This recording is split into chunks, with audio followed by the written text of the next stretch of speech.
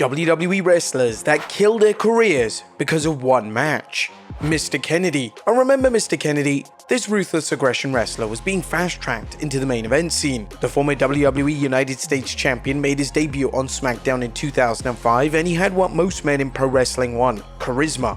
His mic gimmick was simple, yet the former WWE star stood out from everyone else on the roster. WWE gave him an undefeated streak early in his career, but it wasn't before long before he won the US title. It was a short reign, but Mr. Kennedy bounced back by winning the Money in the Bank ladder match at Wrestlemania 23.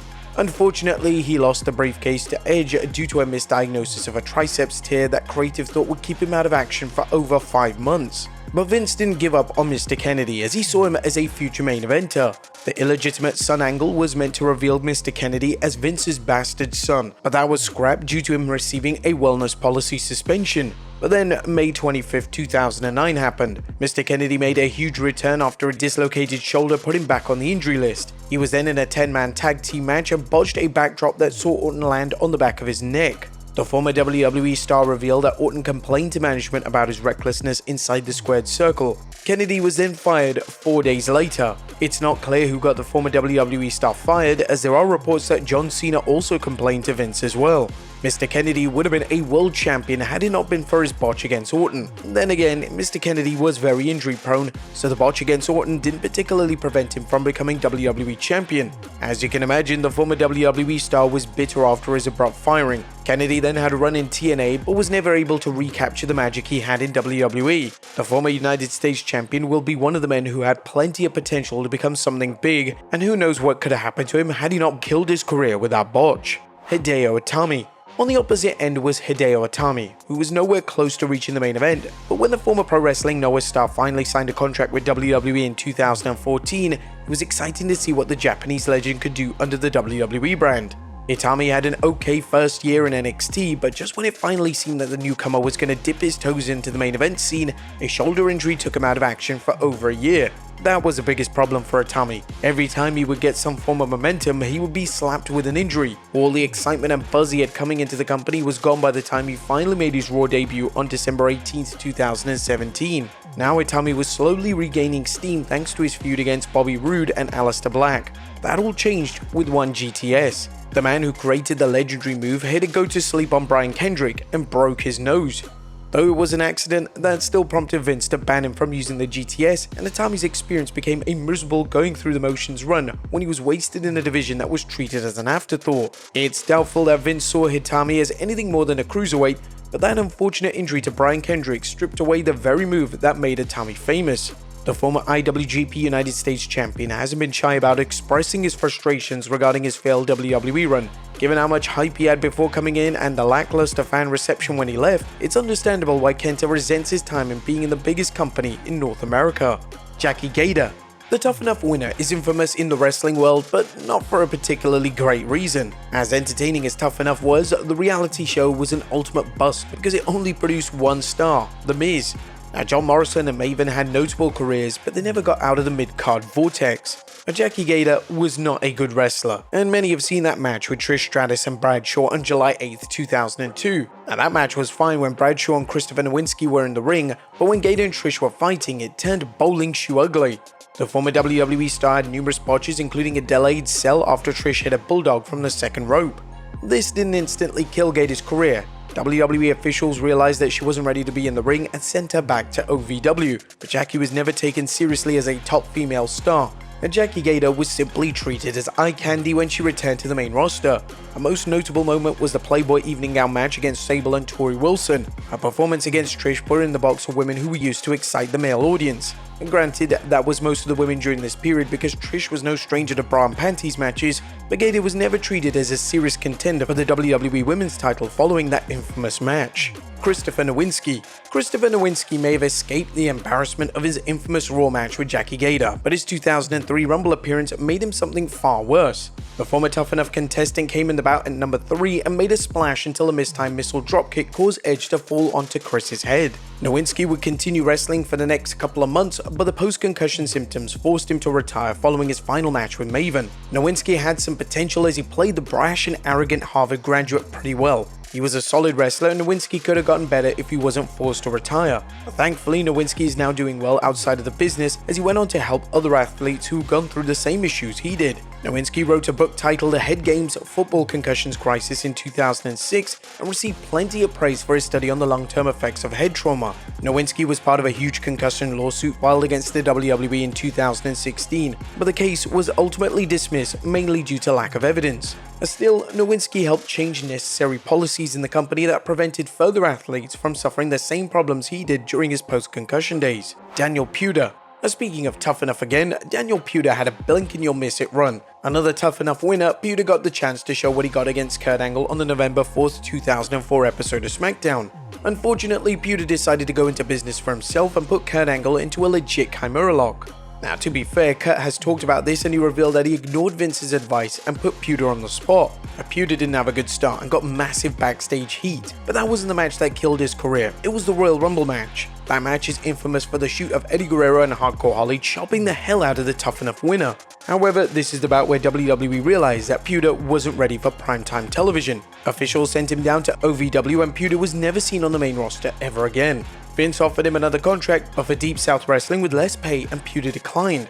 Making the transition from MMA to pro wrestling is no easy feat. However, it seemed that Puda's arrogance was his biggest downfall. He simply wasn't a good wrestler, so his alleged ego wasn't worth dealing with in the long run.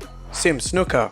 A Deuce and Domino was a little fun act that saw some decent success throughout their short run. These two didn't particularly have an instant classic to speak of, but they had some good matches and their 50s greaser persona made them stand out from the roster. However, this wasn't an act meant to last long. Vince being Vince, he opted to break up the tag team just a year after they made their debut. Domino and Cherry didn't stand a chance as a singles act, but Deuce was a second-gen star, so he had the best shot at reaching the main event. But then, WrestleMania 25 happened. Now granted, Deuce, who was going by Snooker at this point, didn't have a bright future before this huge botch. Once he failed to get into Legacy, Snooker was barely used on television.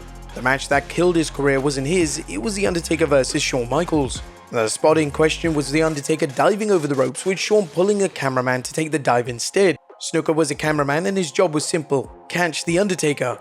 He didn't, and though Taker himself has stated that the botch adds more drama to their WrestleMania Classic, that didn't help Snooker as he was released a short time later. Bret Hart. Bret Hart is the best there is, the best there was, and the best there ever will be. The Hall of Famer is celebrated by wrestlers and fans alike for his incredible WWE run, but for anyone who knows their WWE history, the Montreal Screwjob changed absolutely everything. Bret Hart was no longer a WWE guy, he became a WCW guy in 1997, but his time in the company is a very mixed bag. Some praise the short stint, others say that his tenure was lackluster. Either way, Bret Hart's career ended because of one man, Bill Goldberg. Well, sort of. Given all the interviews with Bret Hart, it's easy to assume that Goldberg was the man who officially ended his career. That was due to a stiff kick from Goldberg during the match at Starrcade in 1999. While the former WCW World Heavyweight Champion is partially responsible for the end of Bret Hart's career, the mounting injuries that Hart sustained throughout the remainder of his time in WCW forced the Hitman to hang up his boots once and for all. But let's get one thing straight, Goldberg was the defining factor for why Hart had to retire a short time later, though it's not completely his fault. The former NFL defense tackle had little experience in wrestling, so Goldberg learned most of his skills when he stepped into the WCW ring. That's a big reason why WCW wisely kept Goldberg in short matches for a lengthy period. Nevertheless, there's no telling how far Bret's career would have gone if Goldberg hadn't kicked him into Kingdom Come. Still, Bret Hart accomplished so much in his Hall of Fame career. Davey Boy Smith. The former Intercontinental Champion had a legendary run in the 80s, but in the 90s, the Montreal Screwjob saw him leave the WWE. Like Bret Hart, Davey Boy Smith started over in WCW, but his stint didn't last as long as Bret's due to the serious back injury he suffered at the Fall Brawl pay-per-view in 1998. Smith took a bad bump onto a trap door which resulted in him staying in hospital for 6 months. Sadly, the former IC champion spiraled after that major injury as he succumbed to prescription painkillers. But thankfully, Smith would recover from his substance abuse and even made a WWE comeback in 1999. However, the back injury ruined his career as Davey Boy Smith wasn't the same man who battled Bret Hart at SummerSlam 92. Though he was booked in several high-profile matches, it exposed how limited he became between the ropes. The Hall of Famer's return didn't last long, and unfortunately, Smith would pass away 2 years after his final WWE match. Droz. Droz, aka Puke, didn't have much of a career in WWE. His most memorable moment was the critically blasted segment where Hawk climbed the Titantron in an attempt to end his life. Once that angle was dropped due to the heavy backlash, he competed here and there in the tag team division with Prince Albert. However, one match would put an end to his career permanently, and it happened during a SmackDown taping on October 5th, 1999. Puke was facing former IC champion D'Lo Brown, and all was going well until D'Lo hit a running powerbomb. D'Lo slipped on a drink that was thrown into the ring, resulting in him accidentally dropping Puke on his head, breaking 2 bones in his neck. Droz took responsibility for the accident as he stated that he didn't leave properly and wearing a loose shirt really didn't help.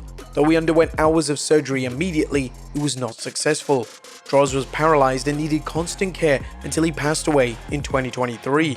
And Austin Aries. Let's get one thing straight, Austin Aries killed Austin Aries. After years of working his ass off on the independent scene and TNA, Aries finally got the opportunity to work in the biggest promotion in America. For the most part, Aries was treated well even when he was forced to sit out due to an injury. That was a blessing in disguise as it allowed the former TNA World Heavyweight Champion to display his charisma and personality in the commentary booth. That in turn saw Aries and Neville fight for the Cruiserweight Championship at WrestleMania 33. Following his second loss to Neville at Extreme Rules, he was released from WWE. There wasn't a match that ruined his stint with the company, it all comes back to the former star's behavior backstage. Hell, even Aries has admitted to being a pain in the ass behind the scenes. But that brings us to the match that actually killed his career. Austin Aries vs Johnny Impact at Bound for Glory. Despite his falling out in WWE, Aries came back to TNA and regained success. His return in 2018 was going well until he feuded with Johnny Impact. The two wrestlers blurred the lines in their build, and Aries taking plenty of shots at Johnny's wife Taya Valkyrie. Now, that part was reportedly a shoot, but what Aries did after his match with Impact was downright strange. Johnny beat Aries clean in the middle of the ring at Bound for Glory, but instead of selling the loss, Aries immediately got up, yelled at the commentators, and flipped off the crowd.